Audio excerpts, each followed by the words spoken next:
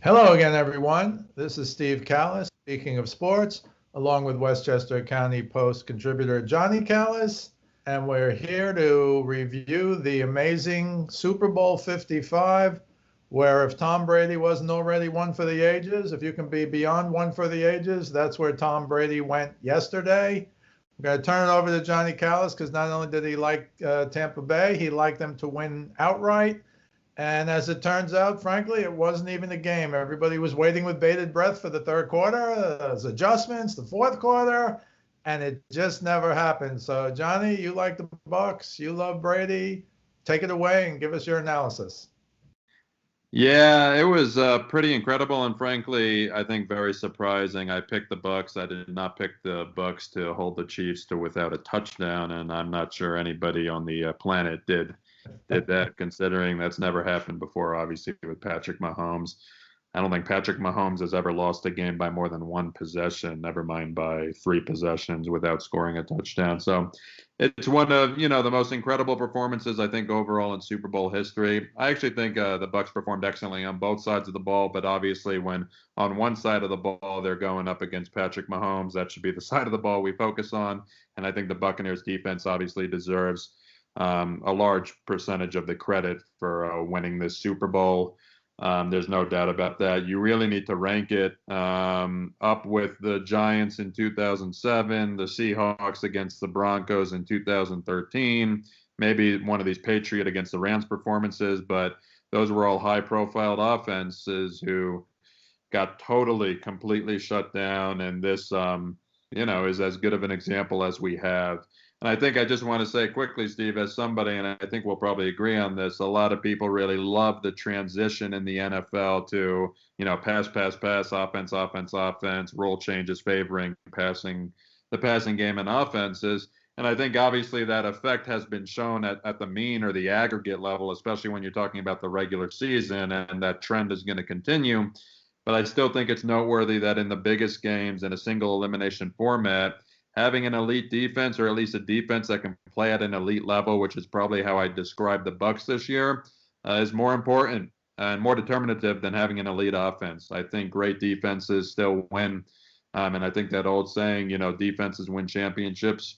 I think you can say it still applies in the NFL, even though people have been trying to put that, out of sight for a good part of a decade now. So, but to get more specific into it, look, Todd Bowles devised a great game plan, and players executed it at all three levels. So there was a ton of cover two. The big story of the game is Patrick Mahomes was pressured on 29 dropbacks, more than half of his passing attempts. He was only blitzed 5 times. Todd Bowles, known as the most blitzing coordinator in the NFL today. Clearly, and I actually think I read a stat where in the last few years, the 3 games he's blitzed the least have all been against Andy Reid teams. So obviously there's a trend there. You really can't blitz either Andy Reid coach teams or Mahomes especially. And Patrick Mahomes he was running for his life all game. And I saw a fascinating stat where he covered almost 500 yards running around in the backfield before throwing the ball or getting sacked.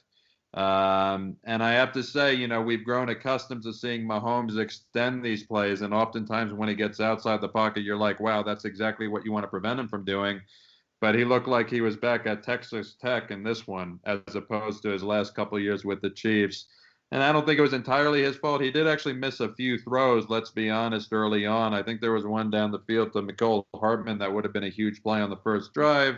But he also made some incredible throws under duress that were dropped by his, Tyreek Hill, Travis Kelce, and a third one that I think was dropped maybe by Williams. I forget exactly who it was. That could have been a touchdown.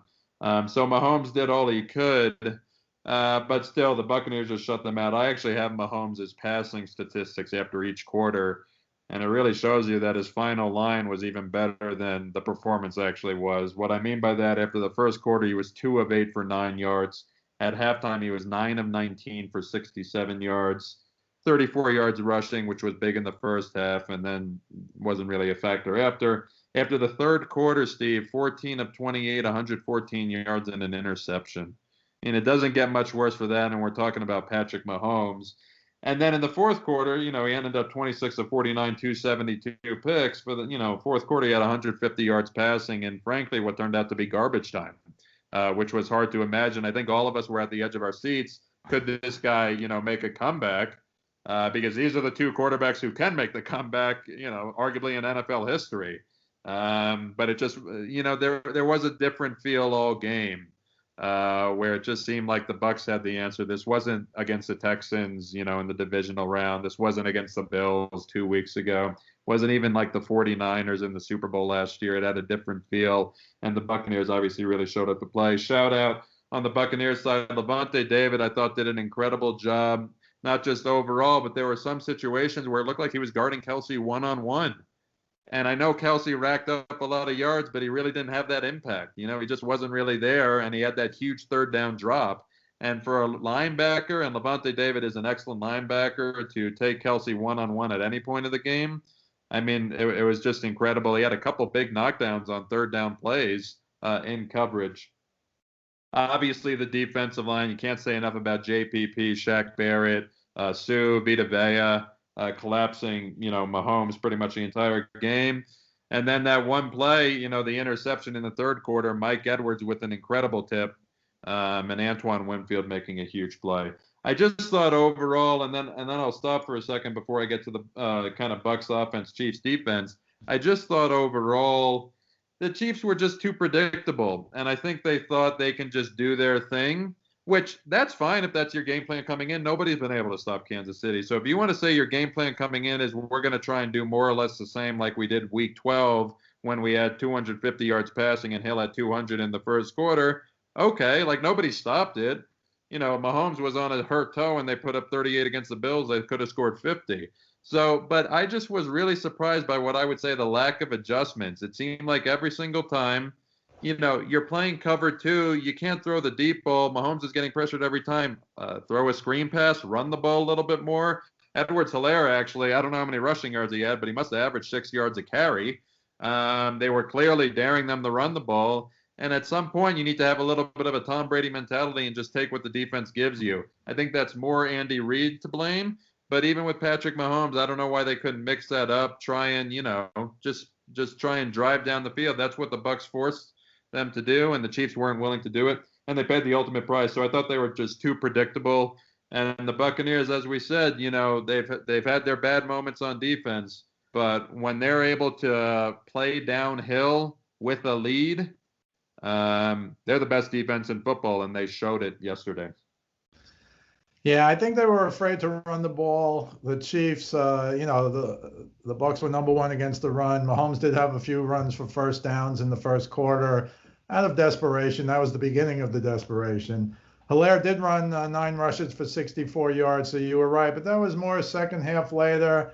I think the two things I would focus on is, well, 3 things, two of which we talked about before the game. The 2 tackles for the Chiefs, both the starters were out. Shaq Barrett, who averaged 3.6 quarterback pressures per game and was the highest in the NFL. Shaq Barrett yesterday in the Super Bowl had 8 pressures and a sack. I don't know if that means he had 9 pressures. I would assume a sack is a pressure. I don't know. But the point being, as you had thought they would, I thought Mahomes could get out of a lot of this. And, he did make some incredible plays, but as you say, if you're running 497 yards behind the line of scrimmage, that means they've been after you like all day. I mean, it was like a cavalry charge on some plays, and even Mahomes couldn't get out of the way. He made some almost video game plays as he'd fallen to the ground and throwing it into the end zone. I mean, it was just incredible, but it wasn't nearly enough. So I thought obviously the 2 tackles and the revamp line was big. And the other thing I saw today, frankly, was Vita Vea sometimes lined up outside, and he's so big and strong, and I know he's not as athletic as Shaq, but he's athletic. And he just ran the guy over and pushed him all the way back into Mahomes' face, making Mahomes throw one miracle catch for like 7 yards to Kelsey. The other thing we talked about was doubling Tyreek Hill, and they did kind of take him out of the game. with maybe the one exception you told me about, that slant for like 17 yards. But he was essentially doubled the whole game. And we talked before the game about, do you want death by 1,000 cuts, which is what Kelsey does. I think he had 10 catches for like 133 yards. But he's not going to kill you with a 70, 80 yarder. And you don't want to get murdered immediately, which is what Tyreek Hill did to them in week 12, obviously. So they learned their lesson. They had to double them. They went with the deep safeties. You're right. I think they didn't run enough, especially at the beginning. And I think you're also right. They just thought they could throw it. And they were wrong. And so shocked at Andy Reid, with a bye week, known for his halftime adjustments. Look what he did to Belichick and the Patriots. And I'll say one thing about Tony Romo. So they come out. Oh, let me first say, I thought the biggest play again was the mistake that the Packers made. I thought Andy Reid didn't make the same mistake, but the notion that you're going to stop the clock with Tom Brady having the ball, 1:01 left in the half, and you got totally burned by the Packers. And this is now, this is not by the Packers, you totally burned the Packers with that over, to Scotty Miller. But Brady has the ball in 1:01, and they say, oh, he went 71 yards in 1:01. Yes, but I think Andy Reid used 2 timeouts. The one I remember was 3rd and 2. 3rd and 2, you call timeout. Why? You're going to stop Tom Brady 3rd and 2? And so that was the one with like 42 seconds left. The 2 PI penalties were definitely penalties. The second one, I don't know if that ball was catchable or not, but I can't remember the last time I saw an official do this for uncatchable pass, so therefore no pass interference. But I thought that was maybe the biggest play of the game. So what happens is they go up with that touchdown 21-6, just like they went up on the Packers 21-10. And at 21-6, they come out and we're texting at halftime. And, this first thing is huge. And, if they go right down the field and score, will they go for 2 to cut it to 7, blah, blah, blah. They come out, they're moving the ball pretty well, but then they get stopped by the Bucs. They kick a 52-yard field goal, 21-9, and Tony Romo goes, oh, that's a huge 3 points. And I'm sitting there going, I sent you a text.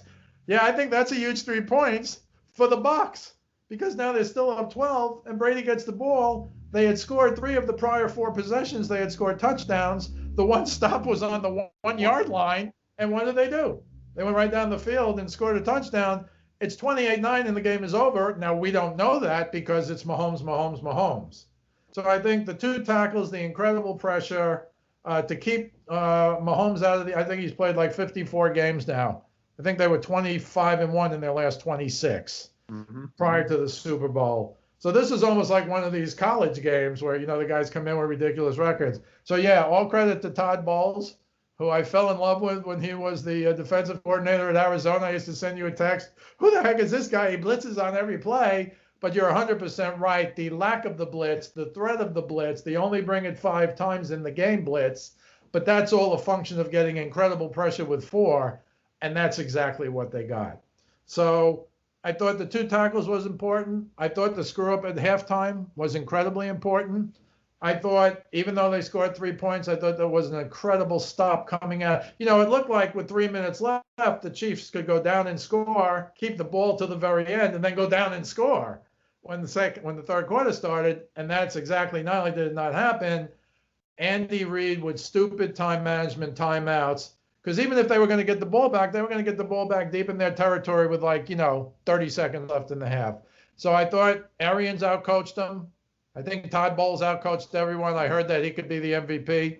Yeah, you need the players to really put that into effect. And Brady was the MVP.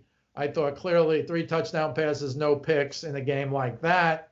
So I'll send it back to you. But I thought the 2 tackles and their problems there, the incredible pressure they got on, and that big mistake right before halftime were the keys to the game. And, of course, our guy Gronk with 2 touchdowns. It was like they were holding them for the big game. Yeah. So, and absolutely in terms of the 2 tackles, and it wasn't just the 2 tackles, they decided to switch everybody up on the line, and maybe in hindsight they would have done something different because they didn't want, I think, the left side where JPP killed whoever in Green Bay replaced Bakhtiari 2 weeks ago. So they Right. took like a right guard, moved them to right tackle, took their right tackle, moved him to left tackle, put in a new right guard. And I wonder if it was just too much movement and they would have been better served by just having a, third string left tackle, which sounds terrible, with some, God forbid Andy Reid leaves in an extra guy to block. Another thing that I think they're going to have to revisit. Once again, Mahomes and the Chiefs are going to be able to get away with a lot of what they do, just the way they want to do it, for 80 to 90% of the games they play. It's the rare games you play an elite defense, of which there are like 2 or 3 in the NFL on an annual basis, but they exist, and they're often in the Super Bowl, where you're going to have to do something different, or else that's not going to be the last time that we see a high-powered offense get more or less shut down in the Super Bowl. We've seen it a ton. This isn't new. I know it's new because it's Mahomes. We haven't seen it, but this isn't new. I totally agree with your analysis at the end of the first half. Andy Reid also needs to realize, I thought what he did with Chad Henne against the Browns was crazy. If he wants to do crazy stuff with Patrick Mahomes, do crazy stuff with Patrick Mahomes. He's your best player. If you want to go down with your best player, so be it. But that he's not on the field then. You're trying to get him the ball to do something crazy before halftime. But the Bucs were clearly okay with going into the half up 14-6, and the Chiefs should have been clearly okay with that based on what the Bucs have done at the end of first halves in the last, and frankly, this entire postseason. So the notion that you put your defense in that position when you could have just been down one score, granted it would have been plus a 2-point conversion, getting the ball at half is absolutely ridiculous. And then I'll just say a few things about the Bucs offense in general. I actually thought they played very well. There were some controversial calls, which we can get to, especially in the first half. But you're talking about a team that scored 31 points really in 3 quarters. They didn't try and do anything in the fourth quarter. And that's with a, goal line stop at the 1-yard line. Right. So I thought what Tom Brady has really mastered in these big games is he's going to do what he needs to do.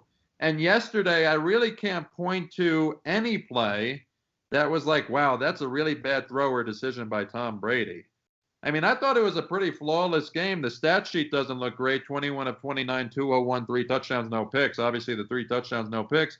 But that's what was demanded, and that's what he did. Sometimes you need to go for 460 against Atlanta in the Super Bowl. He did that. 505 against Philly, even though they lost, right? The Rams a couple years ago, clearly driven by their defense, but he had the fourth quarter drive that ended up winning the game. So I thought Brady was flawless. I thought the offense was the defense should get more credit if you're assigning credit, but I don't actually see what the offense could have done better except for obviously get the touchdown on 4th and goal. I thought other than that, they played as well as you could really imagine. And look at the 3 guys who scored touchdowns. Rob Gronkowski scored 2, coming out party for Gronk. He's not just a blocker. Some games he is, but doesn't always work that way.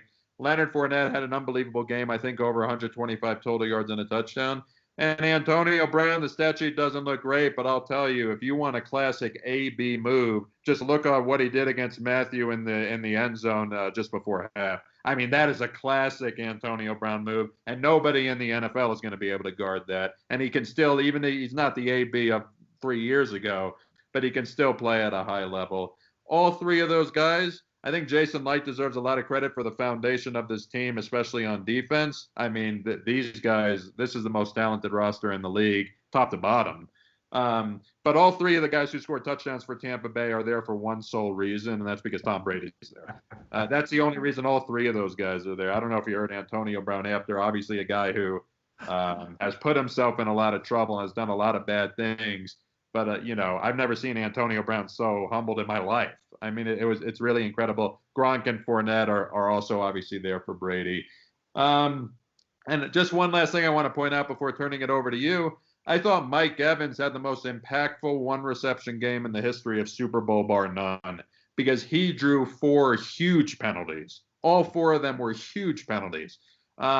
And I think you're right. I think probably all of them were penalties. I'm usually a guy who likes to say let them play. So I think especially the pass interference that set them up at the 1, that was going too much. It came off a pass interference that I thought was clearly called where Evans had separation.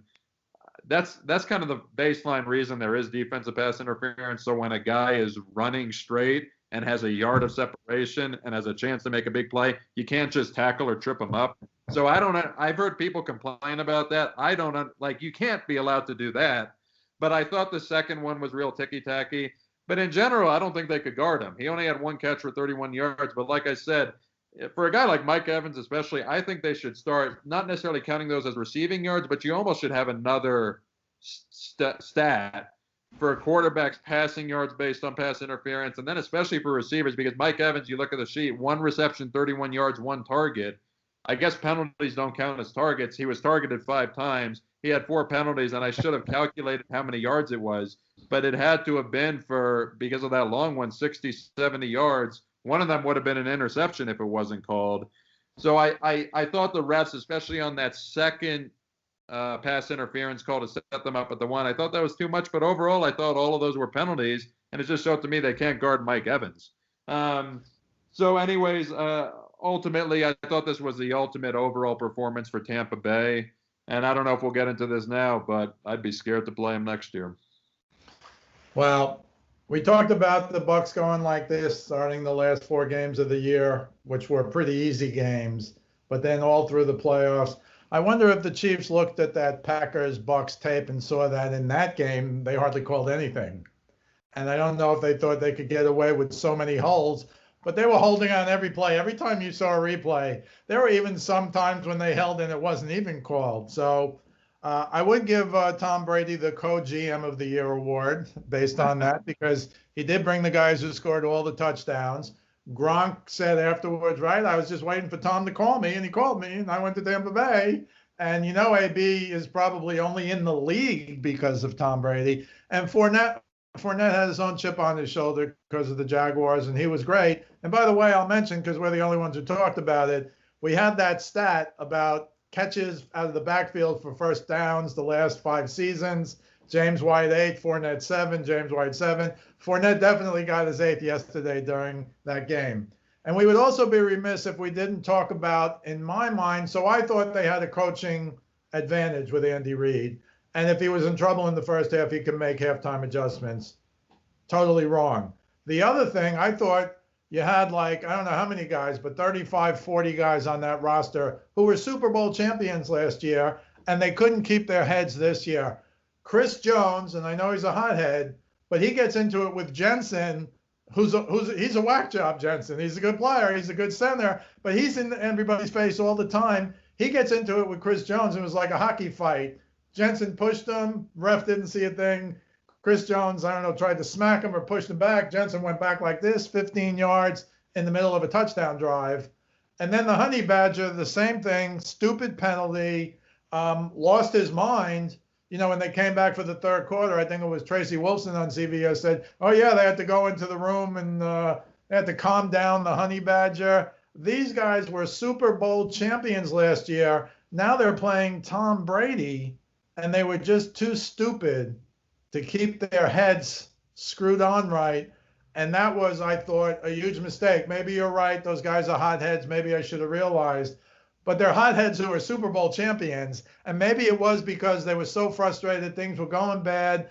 Mahomes couldn't get anything going on offense. You needed the defense to get stops against Tampa Bay. Again, in the last 4 possessions in the first half, they had 3 touchdowns and a 1-yard line. And then the first possession in the second half, which was huge, they went down, Tampa Bay went down and scored on this defense. So I think it was as much about their frustration that they couldn't stop Brady as it was they saw their offense wasn't going to put anything on or wasn't going to put enough on the board. Yeah, and I think if you or I were dropped into that game having, some level, but even not a lot, some level of football knowledge, and we didn't know who won the Super Bowl last year, but we were told one of these 2 teams won the Super Bowl last year, 100 times out of 100 times we would have said Tampa was that team. And they weren't. Kansas City, once again, I think Mahomes and their high-powered offense have covered up some deficiencies that they need to deal with going forward. What I mean by that, they've been one of the most penalized teams, not just this year, but in the league the last 3 or 4 years. And once again, going up against Jimmy Garoppolo, 3 for 11 in the fourth quarter, maybe you can get away with that. You're not getting away with it going up against not just a Tom Brady-led team. And look, I really don't want to detract because, we often just talk about guys like Brady or coaches or whatnot. I don't want to detract from that defense because I have to say, especially the secondary, I was very skeptical, even as someone who picked Tampa to win the Super Bowl before the playoffs started. I was very skeptical about that secondary. I thought it was the one unit on the field that, just was inconsistent, frankly, at best, and bad at times at worst. But they came up and they played. Though Tom Brady clearly instilled the confidence, leadership, however you want to call it. I've heard people now refer to him, I was already saying this, but as the greatest organization, frankly, of all time, the GOAT, the greatest organization of all time. Look, the guy now has 7 Super Bowls. He has more Super Bowls than any franchise. I think they have, I know the Chiefs are the favorite. I think the Bucs have as good of a chance as the Chiefs, which means as good of a chance as anybody to win the Super Bowl next year. And from a legacy standpoint, I'll just spend a quick minute on that. This really puts Mahomes, I think Brady's just clearly the GOAT now. And you can't really say forever because we don't know what's coming down the line, especially in the next, 30 years or whatnot, especially with rule changes in the NFL. But when you win your 7th as a 43-year-old who switched teams in the middle of a pandemic, went to the franchise with the worst record, winning percentage in all of the 4 main North American sports. And in your first year, you lead them to a Super Bowl victory against the guy who potentially could become the GOAT in his prime, returning virtually the same exact team as the one that won the Super Bowl last year. Granted, the offensive line was compromised. That's absolutely true. But still, there's really no way to overcome that. So Brady's the guy, and he's not going to slow down. And look, Mahomes could have another crack at him because he might get there. But now the notion that, Brady can get to another Super Bowl and that's how Mahomes can potentially get over the hump against him, once again, they never played until Brady was 41 years old. And now he's 3-2 and 2-1 in the playoffs. And I'll tell you, 33, just like 43-8 really hurt Manning's legacy, 33-9 is really going to hurt Mahomes when you talk about over the long run. He's still the best player in the world. He's going to be the best player in the world for a lot of years to come. But Brady's the ultimate champion, ultimate competitor, and I wouldn't be surprised if he runs it back next year. Well, and we'll have to see with Mahomes because you don't know how long he's going to be able to play with the best tight end in the league, with the fastest wide receiver in the league. You just don't know what's going to happen. So we'll leave it there. I think you're right about Brady's legacy. At 6-2, you could make an argument. You'd still have the defense. Brady was 43. You don't need that defense because he got the job done. He's changed the culture. I think already they're going to be, we'll see how many guys they lose, but I think the Bucs next year will be even better just by default because their first, and Brady was saying that at the beginning, their first 6-8 games was like, let's all get to know each other. It was like exhibition games. It was like unbelievable. You're right. What they did, when you put it in context, it might be the most incredible championship because he went to a new team, because of the whole Patriots, Belichick, Brady, whatever it was. To go down there and do what he did is just something, if you understand sports, they'll talk about forever. And I have a feeling because he's got 7 and has as good a chance as any to get another one next year. I agree with you right now. It's probably the favorites are probably, again, the Chiefs and the Bucs. And you might throw in the Rams if you think Matthew Stafford can win playoff games. He's 0-3. He's never been on a winner. I don't know if he's ever played in a really, really, really big game in his life. Although I think he's a big upgrade from Jared Goff. That's the only team that really comes into my mind now. I don't know that the Ravens are going to improve anymore. Harbaugh, after they lost, was like, well, we played well, we lost, or whatever he said. It's really incredible. And this isn't like the old guy hanging on, which is what Peyton Manning was, by the way, when he won that second Super Bowl. This guy was it's just incredible. I don't know what words there are to describe it. Although, as you said, he's already in that gigantic pantheon of whoever is beyond their sport. Babe Ruth, Michael Jordan. I don't know if you'd say like a Gretzky or a Gordie Howe or someone like that. But whatever that is, he's up there. If there's a Mount Rushmore of all-timers, I guess you could argue, I don't know, it's Ruth. It's certainly Ruth and Brady are on there. That's what I would say. I don't know. We'll argue some other time about who the other two are. Any final thoughts? I think you gave us Brady's legacy pretty well. I think you set it up. They do have, I'll just give you this to close up with. Fournette, Godwin, AB, Gronk, Shaq Barrett, Levante David, and then Ndamukong Suh are all free agents now. They do have about 40 million in cap space. I don't know how many of those they can keep, but if Godwin really wants a lot of money, I certainly think given their other weapons, they can go without him. But I don't want to lose Shaq Barrett or Levante David if I'm the Tampa Bay Buccaneers. Agreed. Just a few last points. First of all, on last thing on Brady legacy, I agree with you. He's on that short list of greatest team sports athletes, whatever you want to call it. You can make an argument that he's at the top of it because he has done so much considerably more in his sport than everybody else has. I mean, he's won more now Super Bowls than teams. That nobody else has done that. Yeah, not even look. Bill Russell, 11 and 13, probably the greatest winner of all time. He hasn't won more NBA championships than teams. The Lakers have considerably more championships than that. So this is at a different level when you really think about it, contextualizing it within the sport and then broadening it out. In terms of two final thoughts. Beware the wild card team in the Super Bowl. If this happens again, and it hadn't happened in 10 years, you said that. Yeah.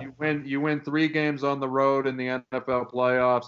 Teddy Bruschi has said the hardest thing to do in football is winning a road championship game, not winning the Super Bowl, winning a road championship game. If you really think about it, it makes a lot of sense. Beware the team that does that, especially 3 times in a row. And in terms of next year for the Bucs, I think a lot of people, when they saw Le'Veon Bell go to the Chiefs, they're like, wow, the Chiefs are becoming the Patriots. They're attracting all the talent. Tom Brady attracts the talent. And while I think they will lose some of these guys just from a money standpoint, I think there are a lot of guys out there who are going to take pay cuts just like you saw with Fournette, Antonio Brown. I know those guys are high caliber, but they'll take pay cuts to go there to try and win a Super Bowl. He's brought that sort of Patriot way, for lack of a better way of putting it, into Tampa, and he's going to attract talent because of it. Yeah, they might have to rename that the Brady way. Excellent job, Johnny. Excellent selection. This is Steve Callis, speaking of sports, along with Johnny Callis. We'll see you the next time.